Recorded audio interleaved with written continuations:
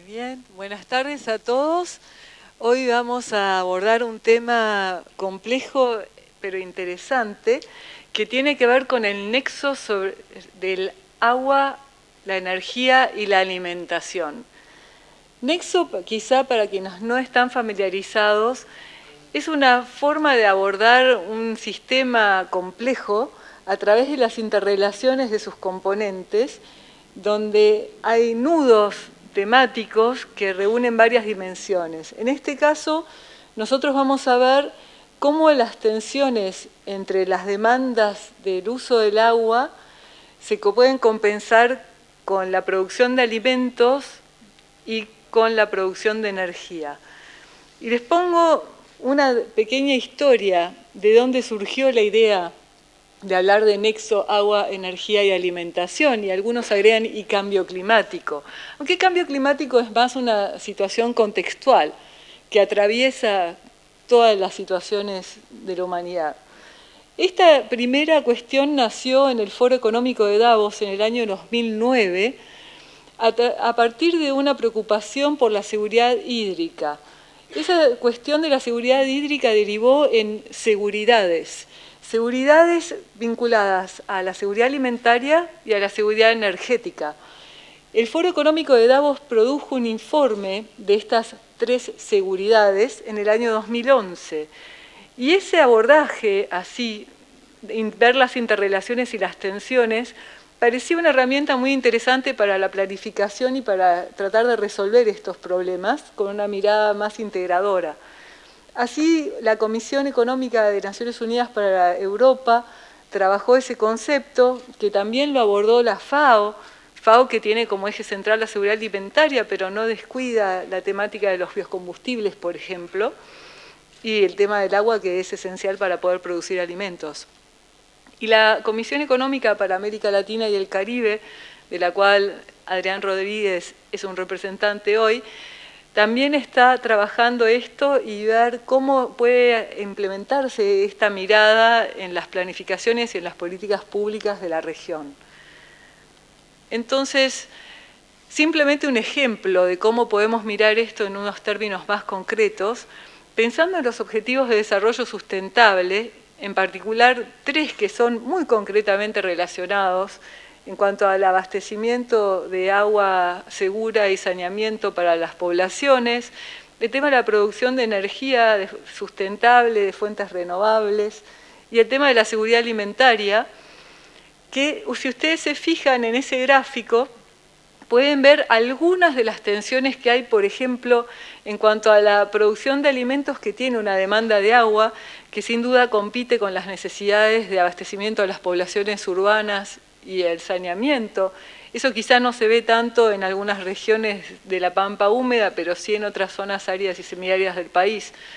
También la generación de energía renovable hidráulica, que es uno de los insumos necesarios para la producción e incluso para el abastecimiento mismo de las poblaciones a través de las plantas de desalinización que cada vez son más corrientes en el mundo. O sea que el abastecimiento de agua también demanda el uso de energías, lo mismo que la producción de agroalimentos. Por otro lado, la relación entre energía y alimentos, por un lado, la intensificación de la producción agrícola que exige también tener energía disponible y confiable y a precios lógicos para poder producir, y la producción de alimentos que también son materia prima de los biocombustibles. Y esa producción de biocombustibles también genera una tensión con la seguridad alimentaria en cuanto a que a veces la demanda de biocombustibles puede crear alzas en el precio de los alimentos. Entonces, dicho esto, yo no me voy a extender más y dejo abierta ya el piso, como dicen los americanos, para que el profesor, el licenciado Adrián Rodríguez, nos haga su presentación del punto de vista de América Latina y el Caribe. Muchas gracias.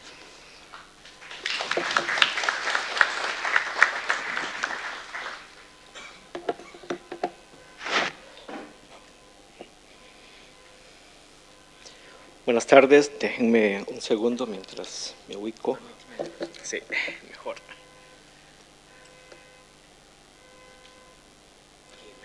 fácil.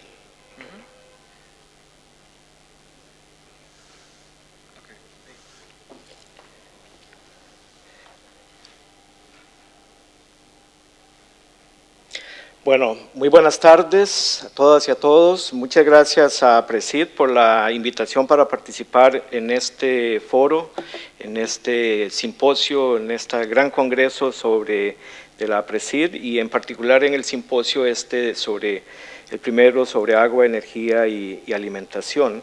Yo les voy a conversar brevemente de un proyecto, ya Mónica hizo referencia al mismo en su presentación inicial y también les comentó un poco sobre los antecedentes, así que yo no me voy a detener en eso, nada más allá de decirles que como resultado de este proceso ella mencionó el trabajo de la Comisión Colega de Europa, la UNESE, y nosotros en la CEPAL, y hay otros procesos de diálogos que se han estado desarrollando en otras regiones, en MENA, que es la región de Middle East, North Africa, conocida como MENA, en Asia Central, ahí ha estado la Comisión de Europa y en África. Entonces somos parte de un proyecto global, estas imágenes tienen links, así que cuando tengan disponible la presentación pueden entrar, por ejemplo, a la plataforma del proyecto global y hay por allí a la plataforma de América Latina. El programa que inició en el 2018 y acaba de cerrar en una primera fase tuvo estos 4 elementos, estudios y asistencia técnica, desarrollo de capacidades, lineamientos de política y diálogo de políticas. Yo les voy a hablar básicamente, muy breve, de un estudio regional que se hizo y del tema de lineamientos de política por cuestiones de tiempo y porque es en donde hay más información que puede ser más atinente al objetivo del foro. Allí nada más para que ustedes sepan quiénes somos los que hemos estado participando en el proyecto. El proyecto ha estado coordinado por el colega Andrei Yuraflov de la División de Desarrollo, División de Recursos Naturales e Infraestructura, y yo he estado colaborando desde el ámbito de la Unidad de Desarrollo Agrícola y bueno, hemos contado con el trabajo de 4 consultores que ustedes tienen allí los nombres.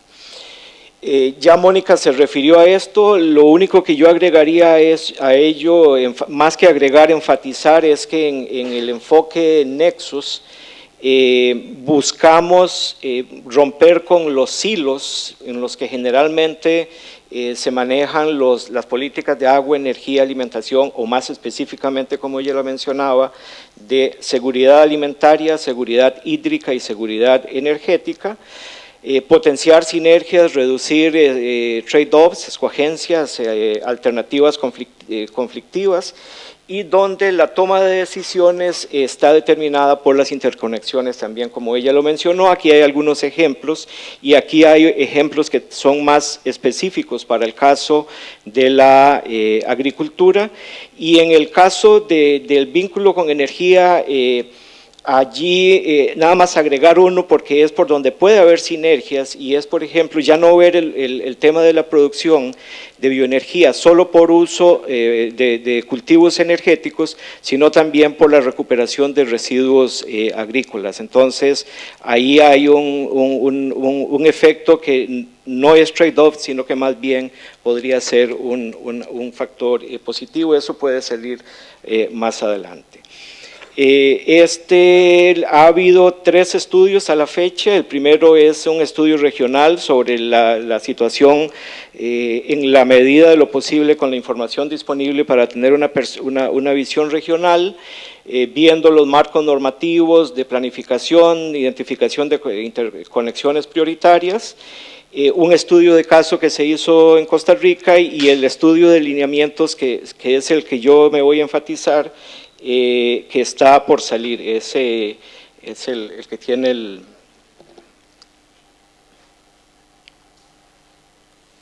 no sé dónde apuntar, bueno, es el tercero, los otros 2 tienen links.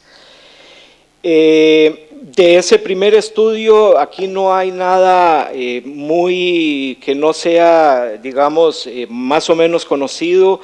las dificultades para la implementación del enfoque Nexos, falta de información clave. Ahora veníamos de otro simposio donde se estaba hablando del tema del plan hídrico de Argentina y este es un tema que sale allí, el tema de la debilidad en la gobernabilidad, en la gobernanza.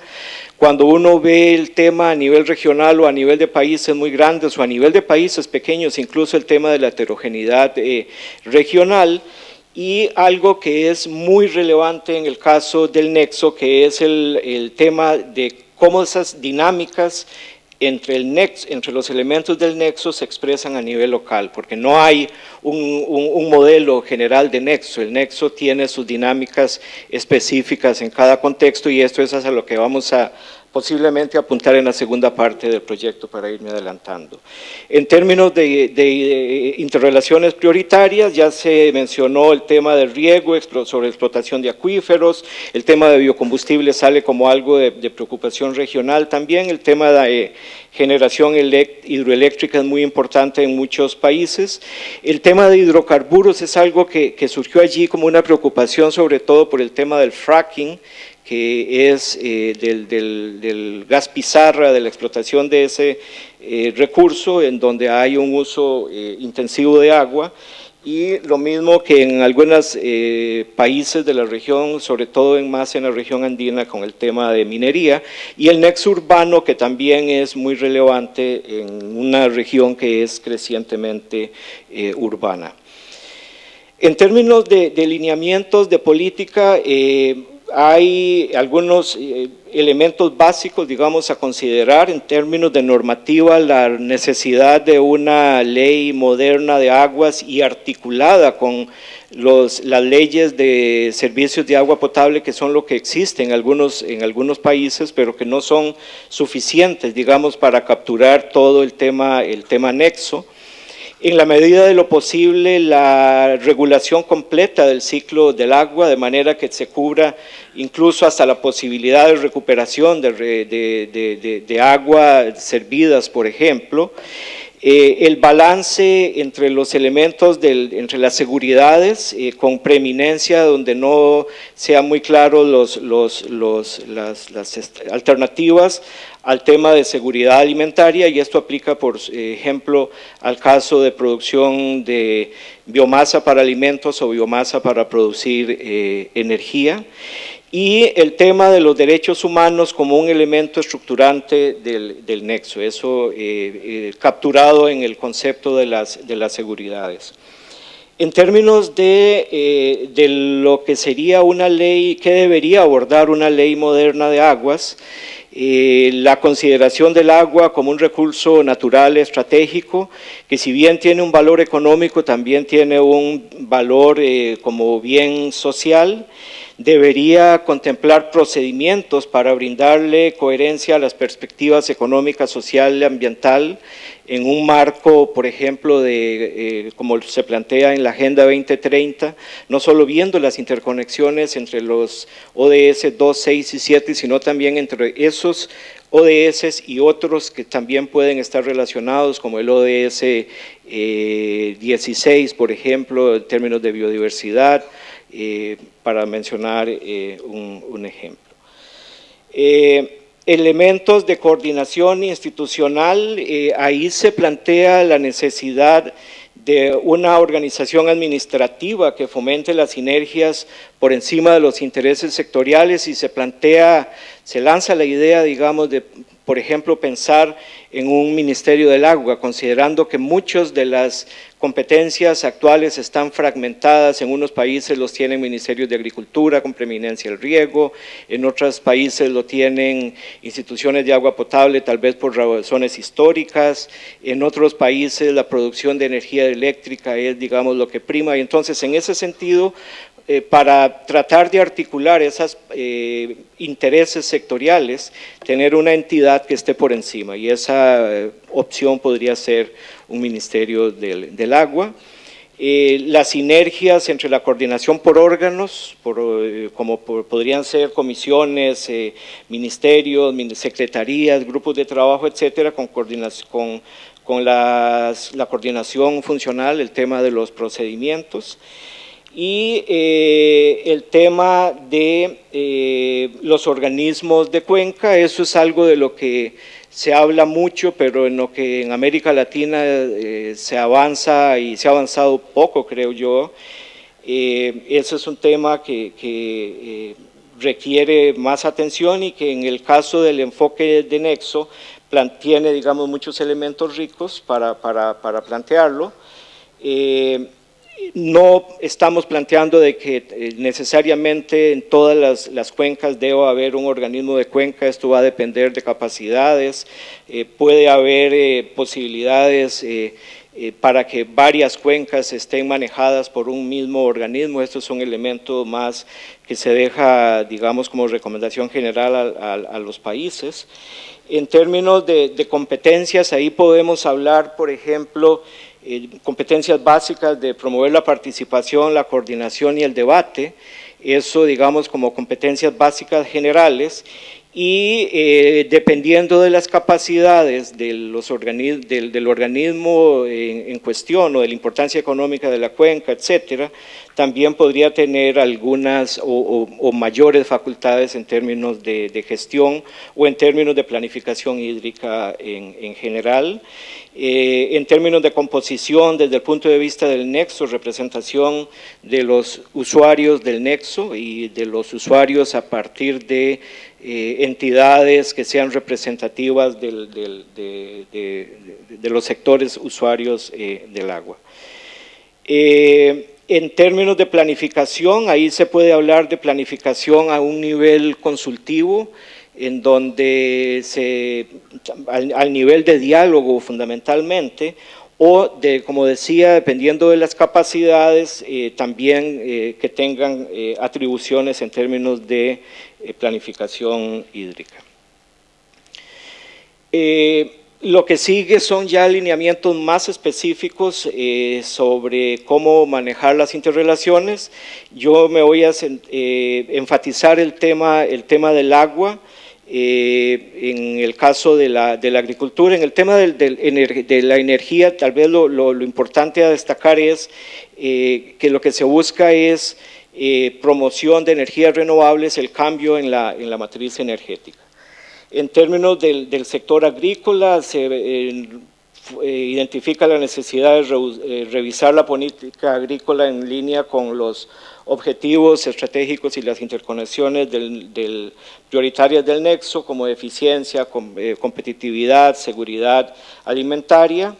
El tema de la contabilidad del agua es muy relevante también para tenerlo en cuenta dentro del sector, promover un uso eficiente, la modernización del riego, y pasando al tema de tarifas y de precios e instrumentos para el manejo del recurso.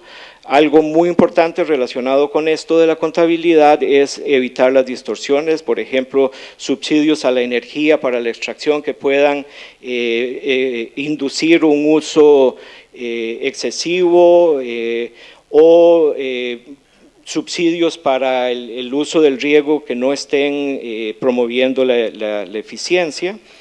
Un elemento importante es también inducir prácticas sostenibles, como buenas prácticas agrícolas, por ejemplo, que los instrumentos económicos que se utilicen para el manejo del recurso también contribuyan a la innovación dentro del sector.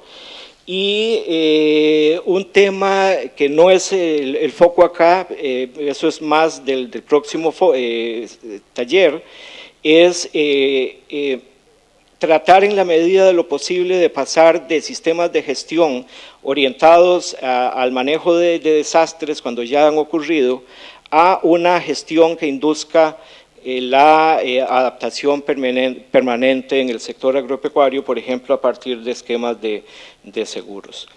Y finalmente, lo que podrían ser elementos para un plan de acción conocimiento de la realidad, mejora del conocimiento, marco normativo. Estos son los 7 elementos, ustedes los pueden ver allí: implementación de la planificación y de incentivos económicos, el tema de organismos de cuenca y el tema de las inversiones. Yo voy a pasar brevemente destacando algunos de los puntos más relevantes identificados en cada uno de estos ámbitos.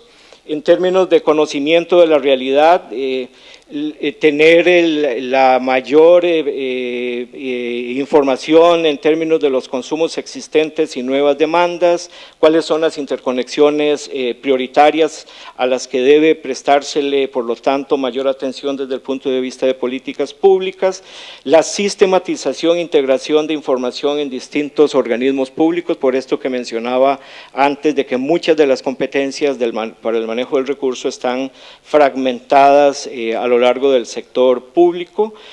También una sistematización de los medios de intervención económica que existan. Y por último, temas que tengan que ver con proyectos de infraestructura existentes, sobre todo identificando proyectos de usos múltiples. En el foro en el que estábamos anteriormente, en la sesión anterior, se hablaba de esta idea de un canal hídrico, de una vía hídrica, en el caso de Argentina, de aproximadamente 600 kilómetros sobre la cota 135. Eso es un ejemplo de infraestructura de usos múltiples, en donde de alguna manera se pueden integrar muchos de los elementos del nexo. Mejora del conocimiento existente, tal vez la necesidad de mejorar todo el tema de registro, de catastro, sobre aprovechamientos y vertidos. Eso es un tema que se identifica muy generalmente en toda la región. El tener incentivos también para la incorporación de usos informales, para la regularización, y cuando se considere necesario la creación de una entidad pública para recopilar información. Esto es algo que podría ser novedoso, porque los institutos de estadística, por ejemplo, que son la entidad encargada de las estadísticas nacionales, de los sistemas nacionales, no necesariamente tienen el agua como uno de los sectores en donde se captura información sistemática, y esa información está desperdigada muchas veces, como decía antes, por institutos de agua potable, en institutos de electricidad y en instancias de riego, por ejemplo. En términos del marco normativo y organización administrativa, la necesidad de legislación sobre cómo regular, digamos, las interacciones entre los entes públicos y tener un marco en el que deba desenvolverse las actuaciones privadas, reglas del juego fundamentalmente. Ya se mencionaba antes la existencia de una ley de aguas moderna. La normativa que contemple órganos para coordinar las políticas sectoriales con claridad sobre los niveles de jerarquía y vinculaciones, sean estos comités, grupos ministeriales, un grupo dependiente de la presidencia o de la vicepresidencia, etcétera. Algo que también es muy importante, esto tiene que darse en la medida de lo posible con coherencia con la tradición administrativa y las posibilidades organizativas del país. En términos de implementación y mejora de planificación, allí bien definidas al más alto nivel posible los niveles de toma de decisiones y de los mecanismos de planificación previstos, y mecanismos de revisión de esa planificación. En términos de incentivos económicos, tanto el pago por extracción de agua como por vertidos, con una lógica de recuperación de costos, y con una lógica también de tener incentivos para evitar vertidos y para incentivar en general el uso racional del agua. Y en el minuto que me queda, según veo aquí adelante, en términos de organismos de cuenca, esto en línea con, digamos, con los elementos que se han venido planteando antes, tal vez es un tema que debe estar contemplado, pero adoptado más tarde, digamos, por los en el proceso de elaboración de este plan de acción. Y en términos de inversiones orientadas a las políticas del nexo, una priorización de las infraestructuras de uso múltiple en la medida de lo posible. Este es uno de los temas que se va a abordar en la segunda fase del proyecto, porque también hay un interés en que las nuevas infraestructuras tengan incluido el concepto de nexo. Muchas gracias.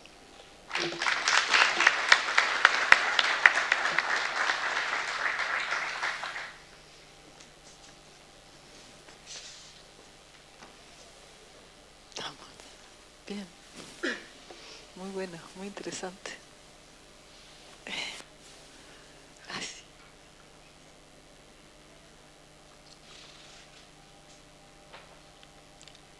De acá, ¿no? Sí. ¿O quiere el mundo? No, tengo lo mismo.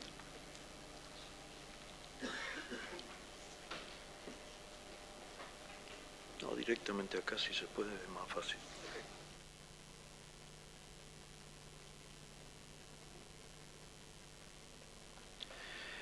Buenas tardes.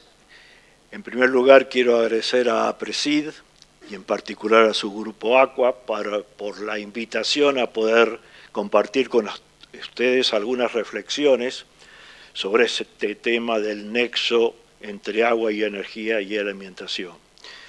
Yo me voy a referir en particular y en base a la exposición del colega que me ha precedido a los aspectos de la aplicación, de alguna manera, de alguno de esos temas dentro de la realidad argentina. En primer lugar, las interrelaciones entre agua y energía, o lo que podríamos decir, la utilización del agua para la energía. Ya en el año 1967, es decir, ya hace 50 años, en la Argentina, cuando se previó la construcción de la obra del Chocón, que en su momento se llamó la obra del siglo, se planteó en el contrato de concesión dado a la empresa Hidronor, que tuvo a su cargo la construcción y posterior operación de este complejo, una prioridad de usos que notablemente empezaba con como prioridad 1 la atenuación de crecidas, que era la gran preocupación de esa zona de las crecidas de los ríos Limay, Neuquén y Negro. En segundo lugar estaba el riego y la bebida humana para usos domésticos. Y en tercer lugar, recién la generación de energía. Notablemente, es una cosa normalmente no conocida, en el invierno, en la presa del Chocón, se bajan los niveles de manera tal de dejar espacio para la atenuación de las crecidas invernales, justamente. Por otro lado, la preocupación del tema de la hidroelectricidad, que es el principal uso con el cual uno relaciona al agua, si bien el agua también interviene en las otras formas de generación de energía, sobre todo en los aspectos de refrigeración, en las centrales de generación térmica. El tema que preocupa y preocupa aún más ante las perspectivas del cambio climático es el tema de las sequías, que ha afectado a algunos países vecinos como el Brasil. Y en este caso hemos tenido justamente una gran bajante del río Paraná, que la podemos mirar si analizamos estas estadísticas comparándolas del año pasado, de mayo y junio, con las de este año. Se ve un notable descenso de los caudales y consecuentemente de la producción de energía, lo cual nos plantea la necesidad de no solamente considerar el uso hidroeléctrico, que afortunadamente tenemos un gran potencial todavía inexplotado en nuestro país y que debe ser encarado realmente con una política de corto y mediano plazo y largo plazo, sino el uso de energías alternativas, fundamentalmente energías que prescindan de las energías térmicas que actualmente tienen el mayor porcentaje en la matriz energética, de manera tal de reducir la emisión de los gases de efecto invernadero, aparte de la utilización de recursos no renovables. Otro aspecto entre agua y energía es la posibilidad de aprovechar los canales de riego. Esto ya se hace en las provincias de San Juan y Mendoza. Acá hay un pequeño esquema que muestra, son pequeñas microcentrales que, si bien en magnitud total de la generación que proveen puede ser no significativo para el sistema interconectado, sí lo es a los efectos locales para satisfacer necesidades locales, evitando la transmisión al tenerlo en forma cercana y, por otro lado, esa generación puede contribuir a cubrir costos de los propios sistemas del riego. Mi colega Adrián planteó el tema de la producción de hidrocarburos. En la Argentina, particularmente, que tiene una larga trayectoria de producción de hidrocarburos, ahora nos preocupa particularmente el tema de esta explotación de hidrocarburos no convencionales, que tienen potencialmente el peligro de contaminación de los acuíferos por la forma en que se realiza esta explotación, y por otro lado, la eventual afectación a abastecimiento de poblaciones y riego ante la gran necesidad de agua para la explotación de hidrocarburos. Veamos ahora el tema energía y agua, es decir, la energía necesaria para gestionar el agua. El caso típico es el del bombeo de aguas subterráneas, y ahí tenemos que tener en vista fundamentalmente el tema de la preocupación por la eventual sobreexplotación. El hecho de que el riego complementario cada día va siendo una solución y para suplir las necesidades de épocas de menor lluvia y, por otro lado, para aumentar la productividad, pone en peligro el tema de la eventual sobreexplotación de los acuíferos, dada el desconocimiento que tenemos todavía de muchas zonas del agua subterránea. La otra necesidad que se ve, también relacionada con lo que planteaba, son los nuevos métodos de regadío, particularmente aspersión y goteo, que necesitan energía para poderlos llevar adelante.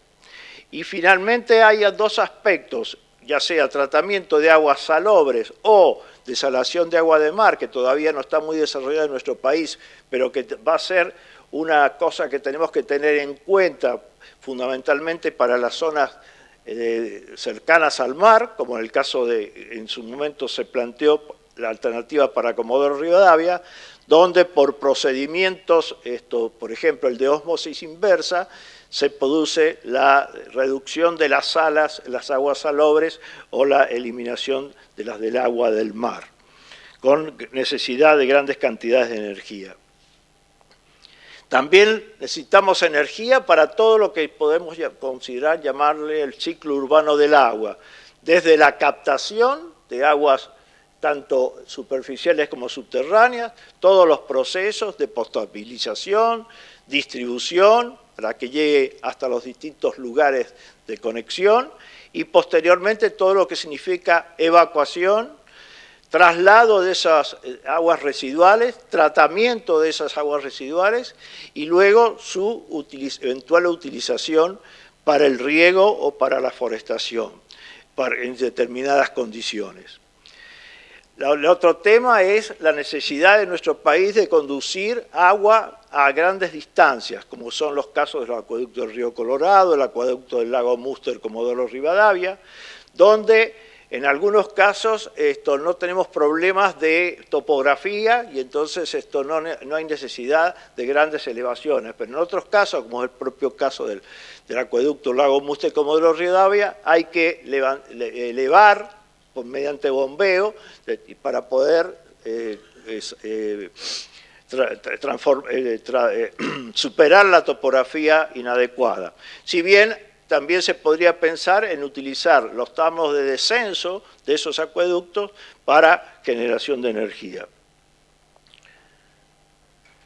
En cuanto a las interrelaciones entre agua y alimentación, evidentemente en el ámbito rural se refiere a la agricultura con o sin riego y en el ámbito urbano a la provisión de servicios de agua potable y saneamiento que ya mencioné, acompañados también del suministro de alimentos y todo el problema de la gestión de los residuos. Por otro lado, en el tema de entre agua y alimentación, una gran preocupación también es el control de la expansión de la frontera agrícola. Las condiciones de cambio de régimen de precipitación, sobre todo en la zona central argentina, desplazando la isoyeta de 800 milímetros hacia el oeste, entusiasmó para ampliar la frontera agrícola.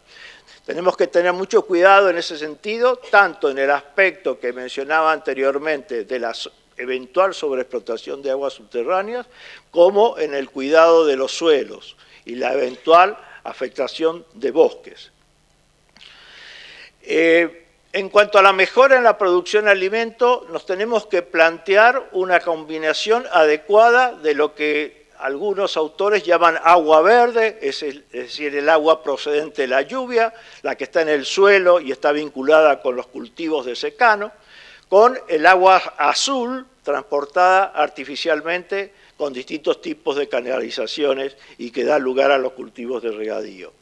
Tenemos que pensar en la eficiencia, tanto en la utilización de esa agua verde, por ejemplo, hay estudios especiales que realiza el INTA, como todo lo que significa eficiencia en la utilización del agua azul. Se habló también de la producción de biocombustibles y acá se ve una clara relación entre agua, energía y alimentación. Se trata de una energía renovable, muy recomendable, pero también tenemos que tener cuidado en evitar que en competencia con la producción de alimentos, planteándonos la utilización de plantas que no sean utilizadas para alimentos, pero que puedan ser utilizadas con este propósito de la utilización de los biocombustibles. Y además, en la competencia de lo que podría ser dentro de la agricultura de regadío, entre esa producción de alimentos y la producción de los biocombustibles. En cuanto a la relación de la agricultura y la energía con el cambio climático, notablemente se ve que a nivel global, tanto la actividad agrícola genera más o menos de entre el 10 y el 12% de los gases de efecto invernadero, mientras la producción de energía y calor contribuye al 27% del total. Aquí se plantea ver, en primer lugar, analizar estos números en lo que hace a la actividad agrícola. Hay una gran discusión si realmente los parámetros que se utilizan llevan a un cálculo exacto de este tema y ese es un tema que nos debe preocupar fundamentalmente a los argentinos como grandes productores.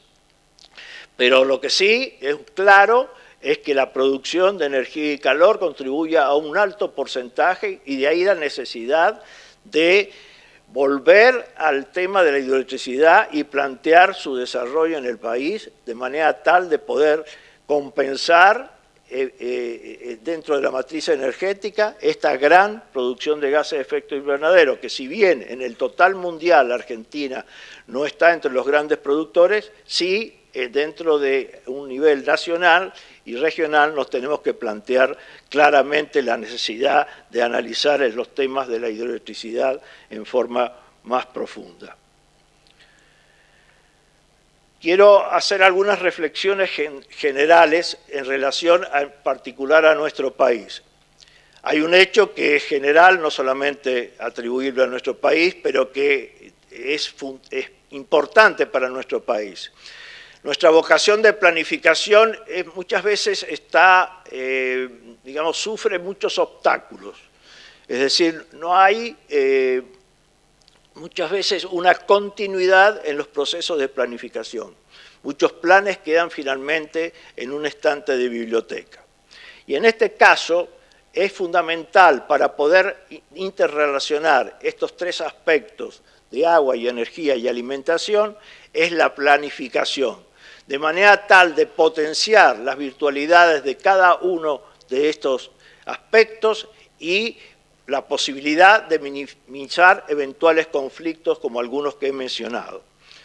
Una planificación de estos tres sectores coordinada puede constituir verdaderamente un nuevo impulso para reforzar no solamente el nexo entre sí, sino cada uno de los procesos sectoriales, en lo que hace tanto a la energía, al agua, a la alimentación, pero también a aspectos relacionados como la planificación territorial y el ambiente en general, dentro de diversos niveles geográficos, según sea la utilización, tanto sea a nivel regional, con los países vecinos con los cuales compartimos recursos, a nivel nacional, a nivel de cuenca y a nivel local, y teniendo en cuenta que dentro del sector energético, particularmente el eléctrico, hay un sistema eléctrico integrado que interrelaciona las distintas regiones.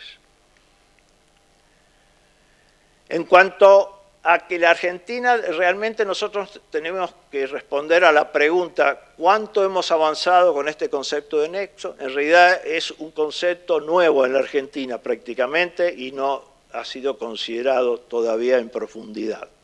Hay algunos avances, sin embargo. Por su parte, el Plan Nacional del Agua, elaborado por la Secretaría de Infraestructura y Política Hídrica en el año 2016, fue la primera versión, contempla 4 ejes, y dentro de esos 4 ejes hay un eje de agua para la producción, donde está todo el tema de la agricultura. Hay un tema de aprovechamientos multipropósitos, como donde plantea la relación con la energía y con otros usos del agua. Hay un tema de cambio climático y su impacto sobre estos sectores, y hay un tema del agua potable y saneamiento que, como habrán visto, también relaciona 2 aspectos, agua y energía, en lo que significa la provisión de esos servicios. Y también ahora, desde el Ministerio de Agroindustria, pero como en el mes de mayo pasado, se ha lanzado el Plan Nacional de Riego 2018-2030, y en los considerandos se hace mención particular al trabajo realizado y a realizar por los organismos de investigación en coordinación. Por ejemplo, el INTA con el Instituto Nacional del Agua, el INA, con las universidades y el CONICET. Eso da muchas esperanzas de que esa coordinación que se da a nivel académico también se dé a nivel de los sectores que tienen que ver particularmente con el agua y particularmente con el tema de la agricultura irrigada.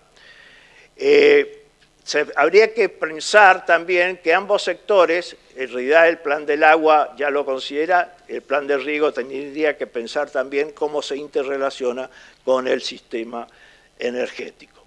Y no tenemos todavía un plan nacional de energía, sobre todo en la utilización de la producción de energía eléctrica, pero es de esperar que cuando se tenga también mantenga esa relación entre los sectores, entre los 3 sectores. La planificación no puede estar aislada de la información de cada uno de los sectores, que cada uno de los sectores genera, y la que pueden generar los 3 sectores en conjunto es fundamental. Otro aspecto fundamental es la participación de la ciudadanía, de cada uno de los actores que actúan en los 3 sectores, lo cual debe llevar tanto en el plano gubernamental a la coordinación entre los distintos ministerios involucrados y a la participación de todos los sectores desde la actividad privada y en coordinación con la actividad estatal. Y como conclusión general, creo que el plantear este aspecto no es un tema para plantearse al corto plazo, sino que debe ser el resultado de una consecución de políticas públicas con un amplio consenso político para el mediano y largo plazo. Muchas gracias.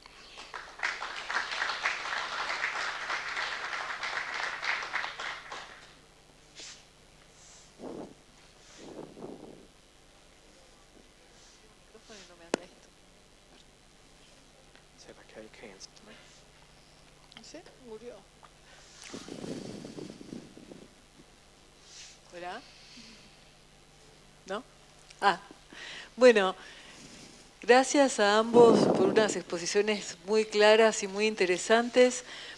Yo lamento que empezamos con bastante demora esta sesión, pero vamos a dar espacio para 2 o 3 preguntas, porque por lo menos que haya un mínimo debate y después en el café podrán comenzar un poco más. Así que yo con estas luces no los veo, pero seguramente las señoritas que están ahí sí los ven y les pueden llevar un micrófono. Muchas gracias. ¿Alguna pregunta sobre este tema? Acá. Mi pregunta va referida a la seguridad. La relación de la seguridad y el agua. ¿Cuál es la situación de América Latina con respecto a conflictos de orden hídrico?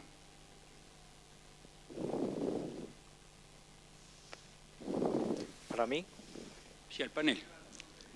¿Se escucha? Sí.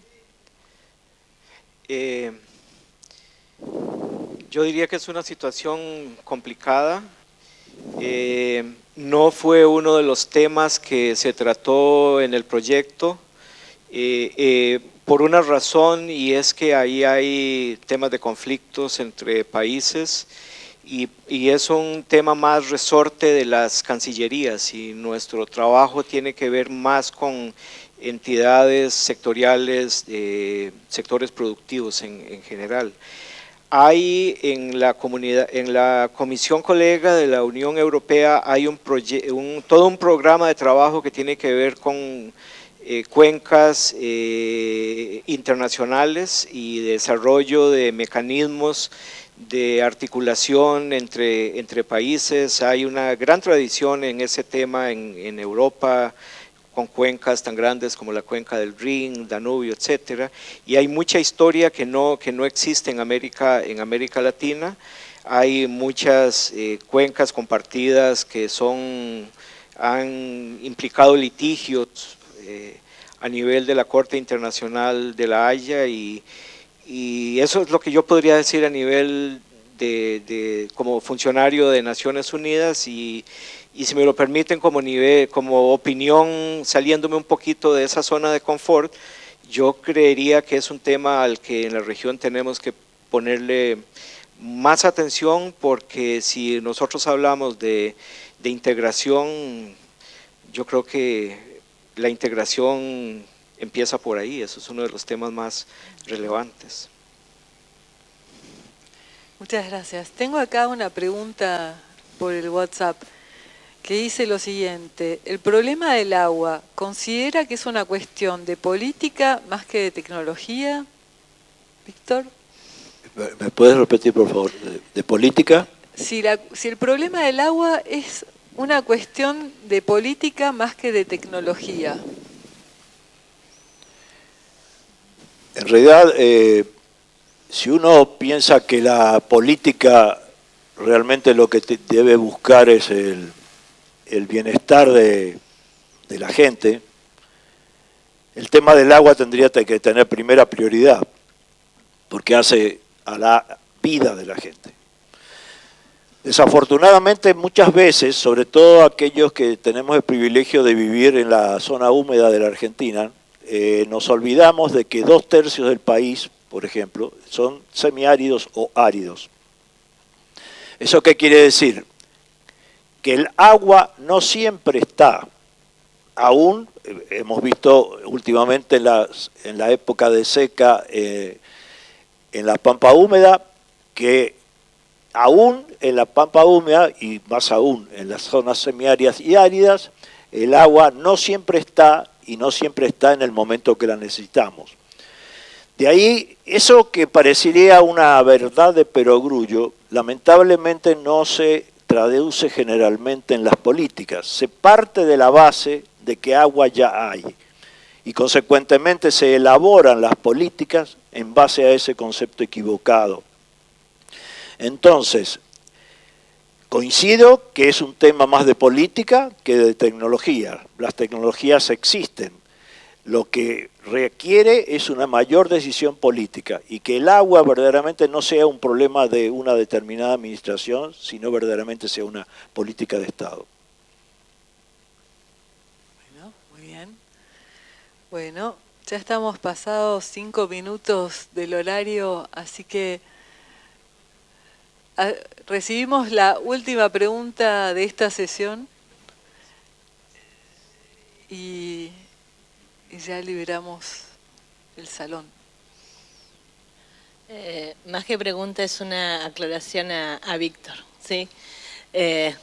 Soy de la provincia de Neuquén, estamos desarrollando Vaca Muerta y no quiero aclarar unas cosas al respecto del desarrollo de los hidrocarburos no convencionales en el Congreso de APRESID para no generar más confusión a lo que ya hay al respecto.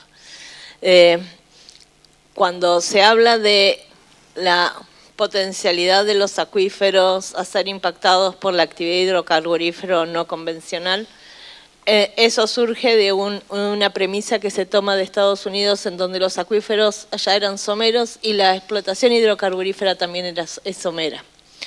Cuando la explotación de la contaminación de hidrocarburos en Estados Unidos se produce por explotaciones hidrocarburíferas que son a menos de 300 metros y con metano y era gas de los pantanos y toda esa complejidad, que no es lo que pasa en Argentina, ¿sí? La explotación de hidrocarburos no convencional en Argentina, lo que se está explotando, que es toda la cuenca de Vaca Muerta, son yacimientos profundos, están a más de 2.000 metros de profundidad, los acuíferos están, hoy que siempre se dijo hasta 300 metros de profundidad, ahora estamos evaluando acuíferos hasta 500, 700 metros, es decir, hay casi 2.000 metros de separación entre donde se está haciendo la estimulación hidráulica con donde están los acuíferos. El resto del riesgo es equivalente en que la actividad hidrocarburífera convencional, ¿sí? Y si se hace bien, no tenés más riesgo que en otro lado. La otra cuestión es el mito con respecto a la gran demanda de agua que requiere la actividad hidrocarburífera no convencional. Eso fue un análisis que se hizo en la provincia de Neuquén cuando se inició el proceso de hidrocarburos no convencionales en el 2012.